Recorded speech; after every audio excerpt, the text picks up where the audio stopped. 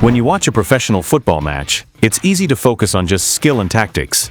But beneath it all, football is a showcase of raw athleticism, speed, stamina, and power that set the pros apart.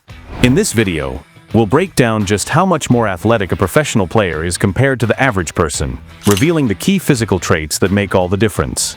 All the numbers and facts come from published studies and reputable sources. While a perfect one-on-one comparison isn't possible due to many variables, looking at the data side by side will still give us a valuable insight. Kicking things off with speed, because in football, being fast isn't just a luxury, it's a weapon.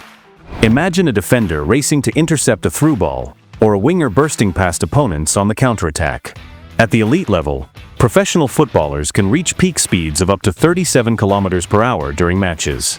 That's not just a quick jog, it's nearly as fast as a car driving through your neighborhood. Players like Mickey van de Ven and John Mateo Bahoya have clocked these top speeds in real games, making them some of the fastest athletes on the planet.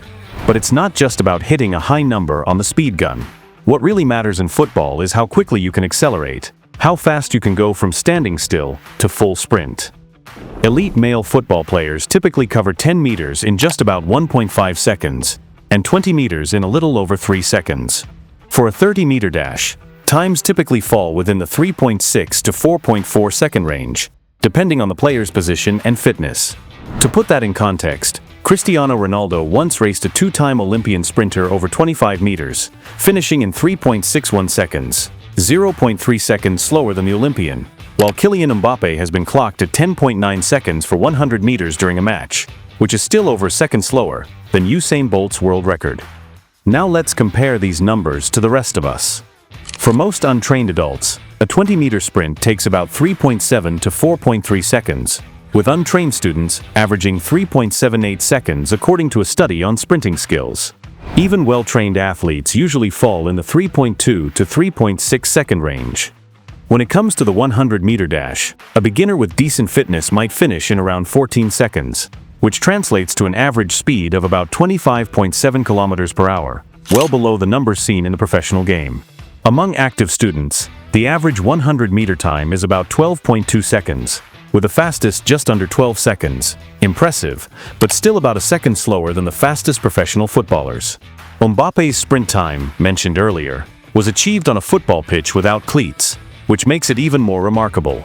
While a footballer would still perform well in a full 100-meter sprint, their primary strength lies in explosive acceleration and speed over short distances, along with rapid changes of pace throughout the game.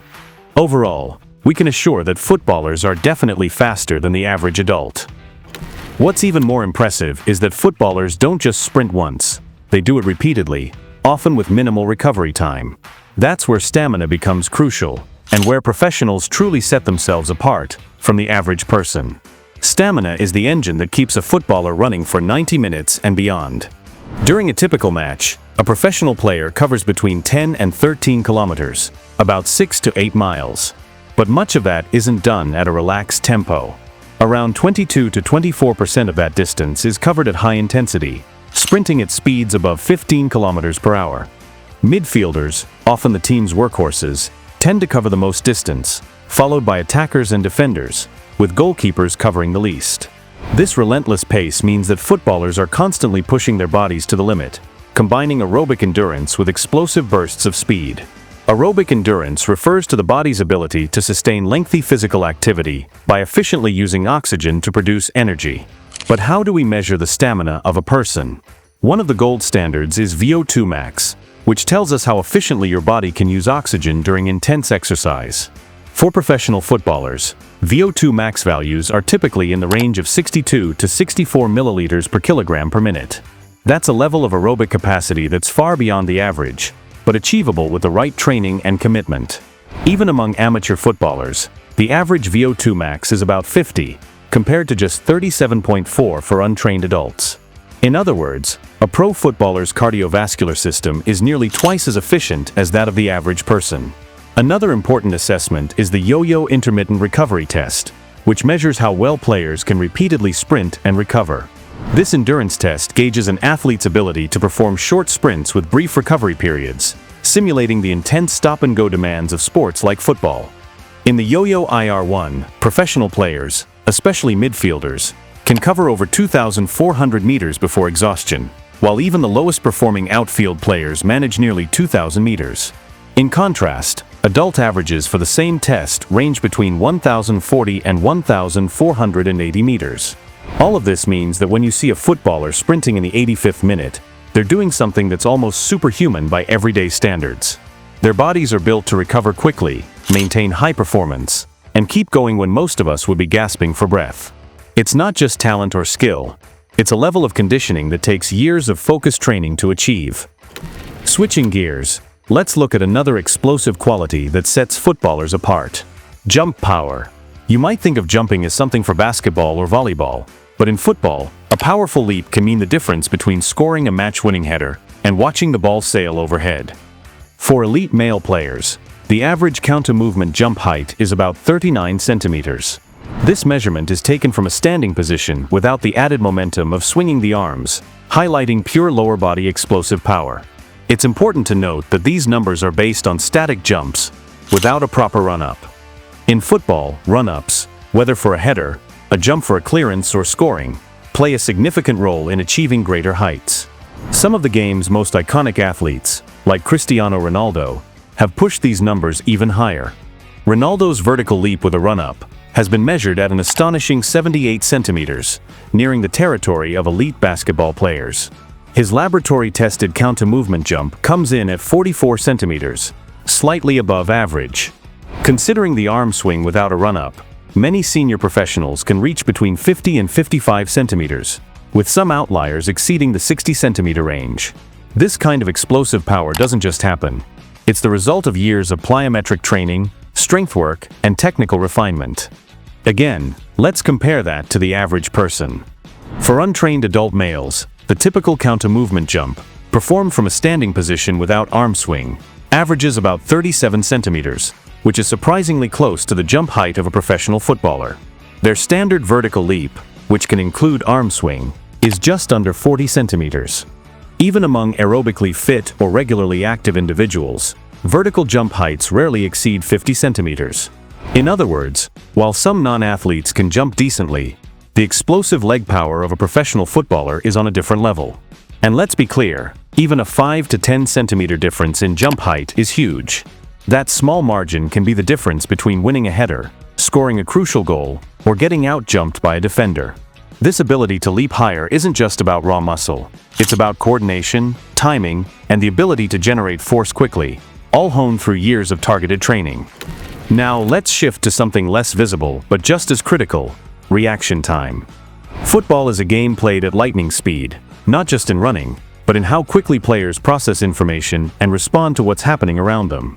A split-second decision can mean the difference between intercepting a pass or being left flat-footed. Goalkeepers especially rely on their reaction time to make crucial saves in high-pressure moments.